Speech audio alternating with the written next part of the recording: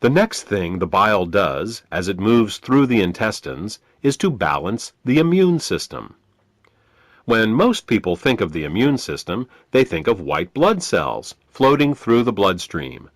But over 1/2 of the immune system is actually located in the intestines. The job of the immune system in the intestines is much more difficult than that in the bloodstream. Infections only rarely make it into the blood, but every day our intestines are exposed to millions of parasites, bacteria, and fungi. Because the intestinal immune system is continually at war with these microbes, it is much easier for it to become overly aggressive and start to attack our own tissue. What bile does is to regulate the intestinal immune system, helping to prevent it from becoming overly aggressive and causing autoimmune disorders.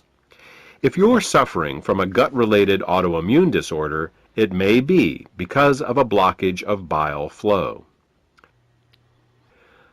The last thing that bile does in the intestines is to kill parasites and candida. Tests show that even the healthiest person still has some degree of parasitic and fungal infection. While there are many antiparasitic and antifungal remedies available in the marketplace, most of them are mildly toxic and therefore unsuitable for daily use. If, however, your bile flow is healthy, then you have a built-in defense against parasites and candida. Well, that about covers what bile does to maintain the health of the intestines, and what happens when bile can't get into the intestines in proper amounts due to the presence of biliary sludge and gallstones. Now, let's turn our attention to what happens when biliary sludge and gallstones cause toxins to back up into the bloodstream. Just as the kidneys remove water-soluble toxins from our bodies, the liver removes fat-soluble toxins from our bodies by putting them into the bile. If the bile gets clogged up due to biliary sludge and/or gallstones, then the fat-soluble toxins can't get out, and they start to build up in the body. One of the first signs that bile is backing up is an increase in cholesterol. This happens because the only way cholesterol can leave the body is through the bile. Impaired bile excretion causes cholesterol levels to rise. It's that simple. In addition to the levels of cholesterol rising, bilirubin levels can also begin to rise. If they get to be bad enough, you can see the whites of a person's eyes, and sometimes their skin, take on a yellow tint. The technical term for this is jaundice. While an increase in cholesterol and bilirubin levels in the body is easy to recognize, the accumulation of other toxins is not. Literally thousands of toxins and chemicals are processed by the liver for removal through the bile each day. When gallstones and biliary sludge prevent these toxins from leaving the body, they begin to accumulate in the bloodstream and the tissues, causing all sorts of problems. Dissolving gallstones and biliary sludge is an often overlooked but vitally important part of any detoxification program. The last problem we will discuss, that is caused by bile backing up into the bloodstream, has to do with immune function.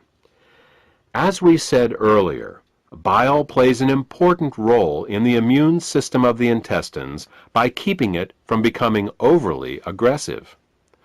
Unfortunately, what's good for the immune system of the intestines is terrible for the rest of the body. Studies have shown that when bile acids are present in the bloodstream, they inhibit chemotaxis and phagocytosis. These are fancy words for how well white blood cells can locate, move towards, and swallow infectious microbes.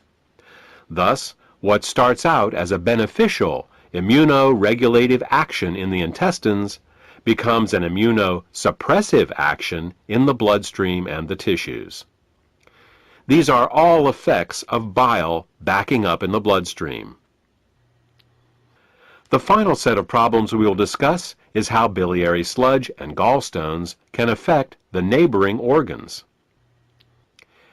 In addition to bile acids backing up into the bloodstream, bile can also back up into the pancreas and liver, where it can cause alkaline burns. This is because the liver, pancreas, and gallbladder all share the same basic plumbing, the common bile duct.